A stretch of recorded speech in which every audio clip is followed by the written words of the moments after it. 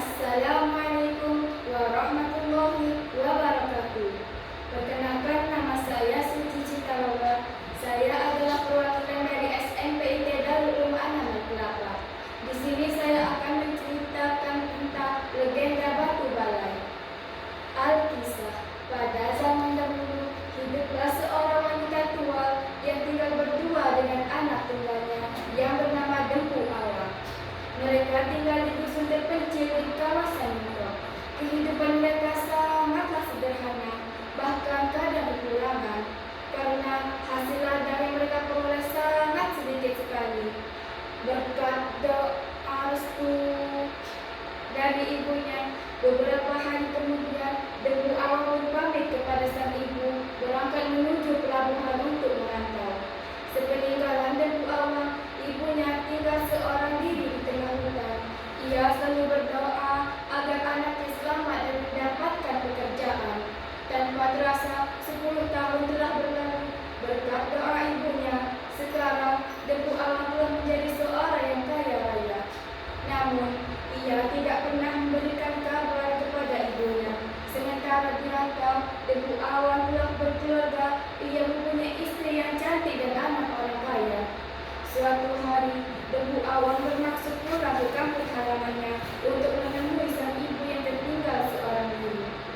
Maka berangkatlah ia bersama istrinya ke Mentau dengan menaiki perahu layar yang megah dan indah miliknya sendiri.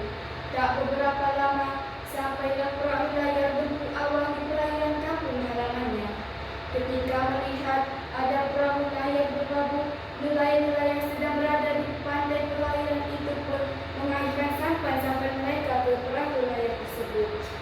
Ketika sudah dekat, mereka melihat ada seorang pemuda bersama seorang perempuan yang sedang berada di pinggir geladak. Kemudian, Dempu Awang pun memberikan isyarat agar para nelayan itu naik ke perahu layarnya.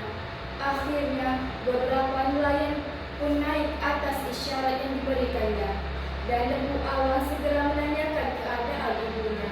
Para nelayan itu mengatakan bahwa wanita tua itu masih hidup dan tinggal seorang diri di tengah hutan. Mendengar hal itu, Dempu Awang dengan segera meminta tolong kepada nelayan-nelayan agar membawa sang ibu untuk bertemu dirinya. Maka wanita tua itu pun dijemput oleh para nelayan dan dibawa untuk bertemu dengan Dempu Awang. Akan tetapi, Dempu Awang melihat wanita tua tersebut. Dengan cepat ia menyuruh nelayan untuk mengusir wanita tua itu. Bukannya merasa iba, Dempu Awang justru merasa sangat malu untuk mengakui ibunya yang sudah tua serta berpakaian compang-camping di hadapan sang istrinya. Karena hal tersebut, sang ibu merasa ada yang tidak beres. Ia mencoba mendekati anaknya, Dempu Awang. Dempu Awang, lupakah kau akan ibumu ini? Mendekatlah, nak. Aku adalah ibumu yang kau tinggalkan di hutan beberapa tahun yang lalu. Bekas luka di keningmu saat kau terjatuh, itu adalah cirinya. Mendengar perkataan itu, Dempu Awang menjadi semakin marah.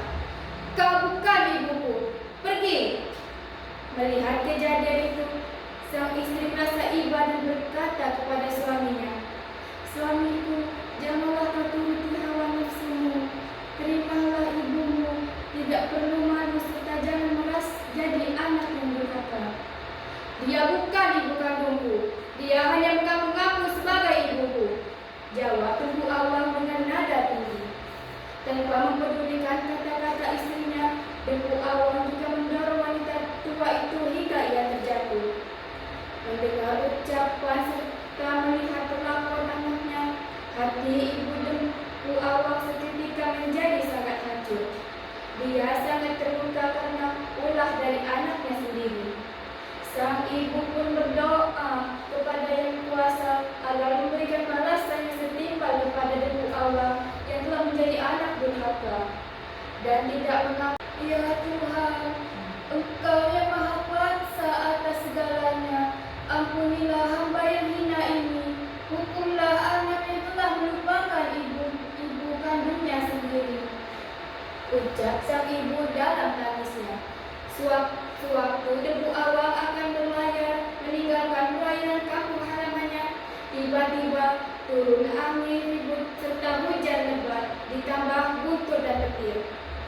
Saat itu juga perahu debu awal terbelah menjadi dua lalu karam. Keesokan harinya, setelah angin ribut dan hujan reda, warga menemukan batu yang menyerupai manusia dan kapal yang terbelah dua. Adapun batu yang menyerupai sosok manusia tersebut kemudian dipercaya oleh warga sebagai debu awal, anak durhaka yang tidak mengakui ibunya yang muslim.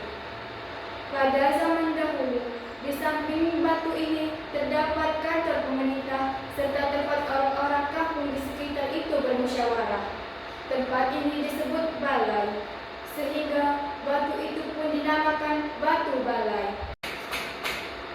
Dari cerita dongeng Batu Balai ini dapat kita ambil pelajaran, yakni selalu berbakti kepada kedua orang tua, terutama kepada ibu yang telah mengandung, melahirkan, dan membesarkan kita. Sebab ridho Allah ada pada ridho orang tua, dan murkanya Allah ada pada murkanya orang tua. Wassalamualaikum warahmatullahi wabarakatuh.